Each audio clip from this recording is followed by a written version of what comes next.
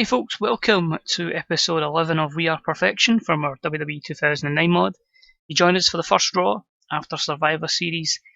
What a better place to do it than New York for Madison Square Garden. So it's good that we're going to be able to run shows in the garden. And yeah, hopefully this is a sign of we are branching out to some, we'll put different storylines. Some are quite similar to real life, but some are branching out. Some we kind of need to keep the same just because there's not that many options or many paths for us to go. So we start off, basically I couldn't find the right angle, so improvisation. Vince McMahon comes out and he's basically said there will be a new general manager of Monday Night Raw. Get rid of the whole guest GM crap they had at that time.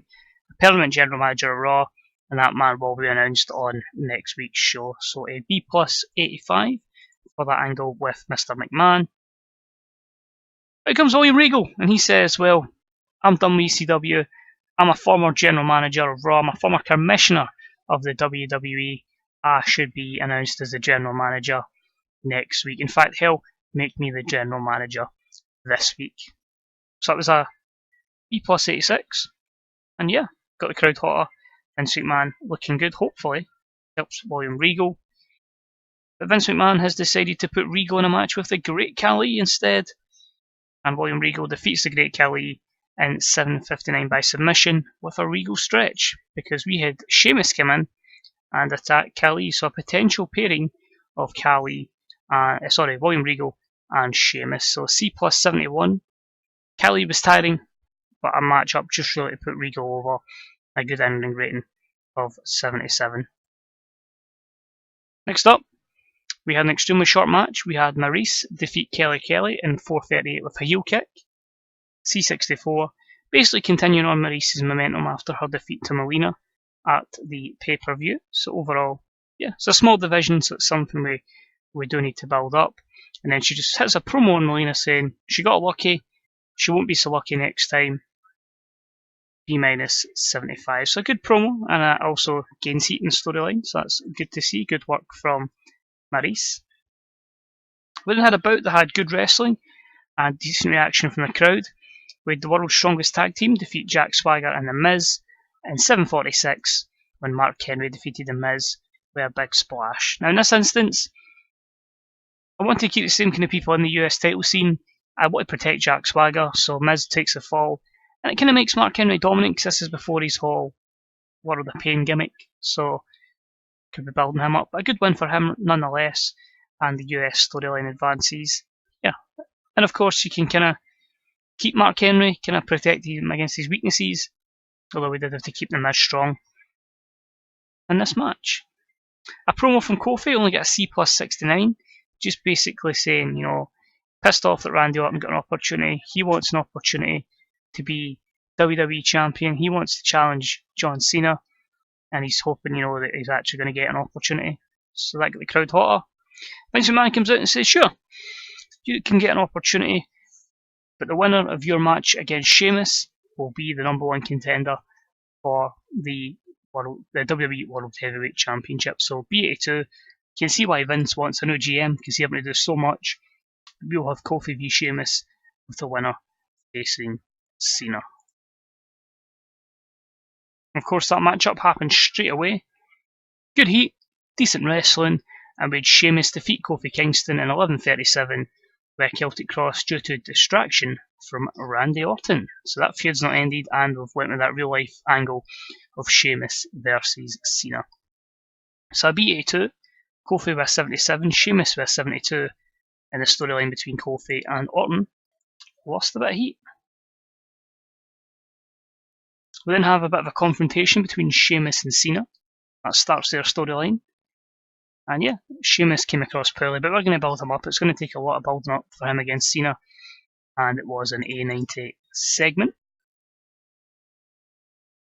We then had a sensational wrestling match that had fantastic heat as DX defeated Jericho in 20 minutes and 3 when Chris Jericho was disqualified, when Ted DiBiase ran in from Legacy and attacked Triple H.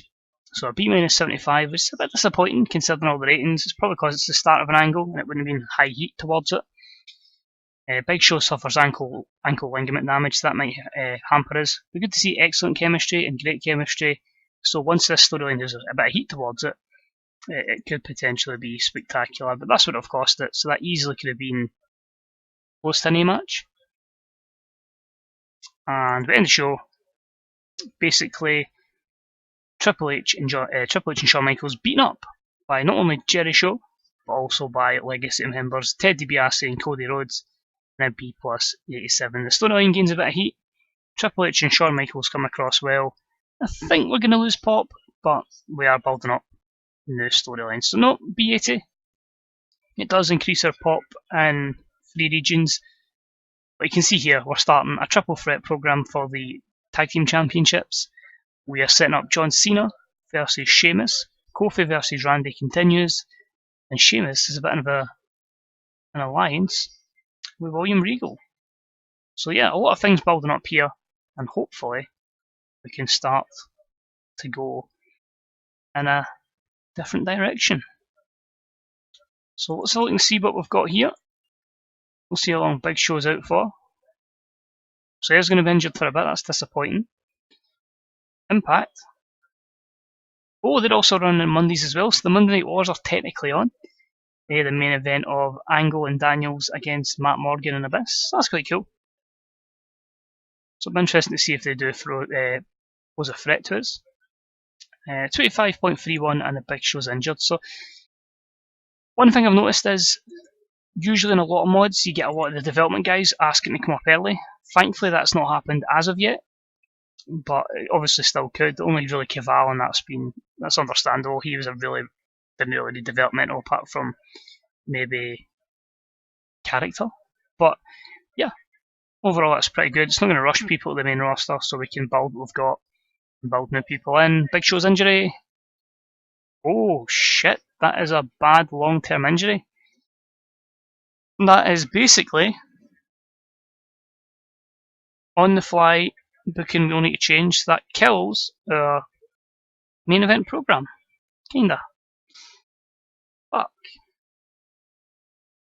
We'll just say Chris Jericho's the curse because that's now Edge injured for a program with Jericho and the Big Show's injured, so that kills Jerry Show and would likely kill Showmiz as well. We'll work on that one. So it's a bit of a bummer to end the episode, but we carry on. It's wrestling. Wrestling never stands still. I'll go and see how I can figure out that program as we head into December. It's just watching, much appreciated. Let us know how you would have solved this particular dilemma. Let me know your thoughts on the series so far, wrestling in general. And yeah, as always, likes, comments, subscriptions, all that jazz, deeply appreciated. Remember to keep supporting other bookers on the Grey Dog Software forums and the Fantasy Bookers subreddit. Until next time, thanks for watching, and hopefully see you for Superstars in ECW in our next video. Take it easy, bye bye.